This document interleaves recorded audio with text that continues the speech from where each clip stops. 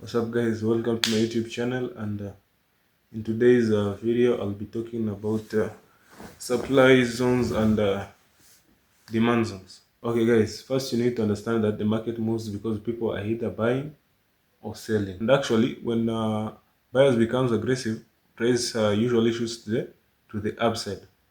And when sellers becomes aggressive, price drops to the downside. That's the first thing you have to understand. Guys, as I have told you earlier, whenever buyers are stronger than sellers, the market will always push to the upside. And when the market pushes to the upside, the market will always leave some zones. And those zones are what we call demand zones. And why are these zones so important? These zones are so important because the market will always try to come back and react to those zones. And remember one thing, you should understand why the market usually comes back to this zone. And why do actually the market try to come back to this area? The first thing you should understand is that in this market there are so many types of traders. There are retail traders, there are big banks and big traders. Now, for most of the retail traders, whenever the market breaks out of this area, they usually buy and place their stop losses to these zones. And for the big banks and for the big traders, whenever the market pushes out of this area, they usually place their buy limits to these areas. Now, the market usually tries to come back to this area to activate the buy limits of the big traders and the big banks, and also to stop all the stop losses of the retail traders. That's when the market reacts to this area and shows us some signs to continue going up. That's what you should understand about the demand zone and why these zones are so important. Now, for the uh, for the supply zones, it's usually the vice versa or the demand zone, but I'm actually going to break it down also. So guys, let us just jump straight into the charts and let me show you some of the examples on how you can easily mark out your demand zone.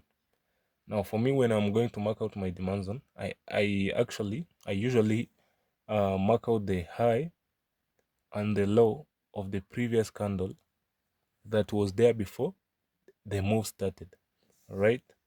Now you just have to mark out the high and the low of the previous candle that was there before the move started to happen. All right. Now, when you have marked out the high and the low of the previous candle, now that is what is going to be your demand zone. All right. You just mark it out like this, guys. All after you have marked out your demand zone, all you'll be waiting for is for the market to come back to that area and see how the market will actually react from that area. All right. Now, as you can see right here, the market actually reacted from that area. So guys, you just don't enter blindly. Whenever the market have touched, let me just call it our reaction point. Let me mark it out as our reaction point. Whenever the market has touched this our reaction point, you just don't enter blindly. All right. You first have to move down to the lower time frame. That's when you will look for any confirmation to show you that the market has changed the character and the market will start to move up. Now, as you can see on our 15-minute time frame right here, as being bearish on the 15-minute time frame, we were forming what? Swing lows. All you have to do is just first mark out the last swing low that was made, the last swing low that was created before the market touched this our reaction point. You will have to be patient. Remember, these markets rewards people who are really patient. You'll have to be patient and wait for the market to break out from these. You see, these swing low that we just marked out on our 15-minute time frame. You'll just wait for the market to break out from that zone and retest for you to do what? To confirm that the market has really changed character on the lower time frame. All right. Now, after the market has done all of that, you'll have to just execute and enter your buys, place your stop loss. Now, guys, this is what I'm going to be emphasizing on. I actually recommend people to put their stop losses below our reaction point, and I will show you why I'm suggesting people to be putting their stop losses below these reaction points. After the market has shown you everything, that the market has changed character on the lower time frame, you'll just now have to execute and target what? Target the previous or the nearest liquidity zones. All right, and this is our first liquidity zone, and this is also a second liquidity zone. And as you can see, the market did what? The market changed character right here on a 15-minute time frame. After you have just executed, the market did what? Hit your take profit, indicating what? That this was really a strong what? A strong demand zone. Now let me show you now on this part and on this area right here, guys.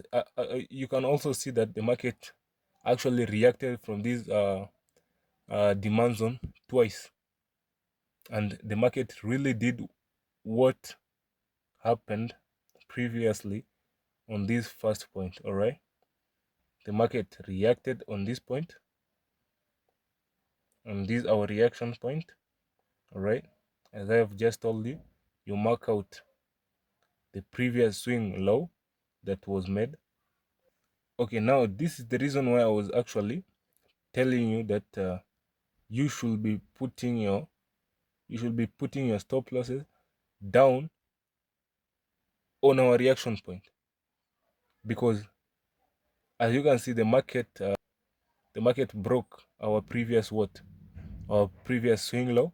It retested, but again it didn't just continue pushing to the upside. All right, the market first came, collected more liquidity, and did what? Started pushing to the upside. Now, for the people who had just placed their stop loss right here, the market did what? The market first took them out before starting to push up. That's why that's the main reason I was telling you, I was emphasizing on putting your stop loss below our reaction point. All right, and as you can see, the market actually respected our what? Our demand zone. Now that's on a demand zone. So guys, if you have enjoyed this video and you haven't subscribed yet, make sure you go subscribe, because I'll be posting talking about supply zones. Make sure you subscribe and share this video, like, comment on what you want me to talk about, and yeah, make sure you share, hit the subscribe button, and make sure you turn on the notification bell so that you can be notified anytime I drop another video. See you next time.